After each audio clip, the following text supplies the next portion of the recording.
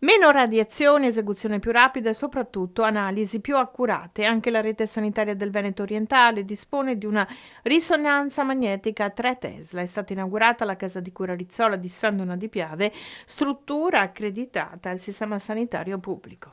Questa tecnologia ci permette di ottenere delle immagini più precise, più accurate, con una risoluzione maggiore e quindi la diagnosi è più rapida, è più sicura e sicuramente con la riduzione degli artefatti si riesce a guidare il chirurgo e il clinico in una diagnosi migliore.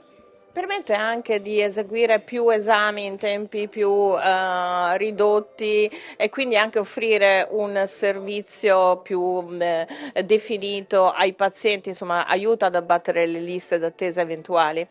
Assolutamente sì, abbiamo grazie a questa tecnologia anche l'intelligenza artificiale che non interviene nel referto, ma interviene nell'acquisizione delle immagini e ci permette quindi di ridurre i tempi di attesa con immagini migliori e quindi un'esperienza per il paziente più rapida, tempi ridotti e quindi la possibilità di evadere più esami nello stesso tempo.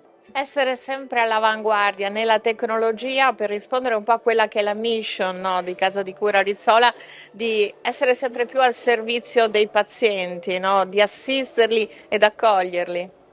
È importante nel campo medico essere ben attrezzati, perché già la patologia è un problema per il paziente. E il fatto di avere buone attrezzature e una buona assistenza in qualche modo riesce a dare più sicurezza sia nelle cure sia per chi fa le terapie ma anche per chi le riceve.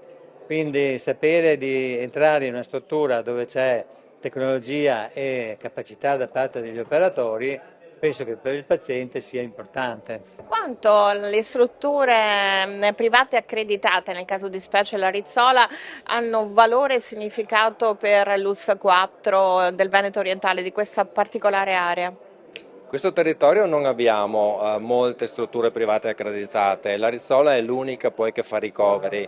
Sono strutture che integrano il servizio con le quali ormai da sempre collaboriamo in maniera attiva, quindi è un ruolo che integra, che completa l'offerta del sistema sanitario locale e quindi direi è significativo ed importante, oggi irrinunciabile, soprattutto quando, come in questo caso, sono in grado di fare investimenti e di crescere e di offrire una tecnologia sempre più all'avanguardia.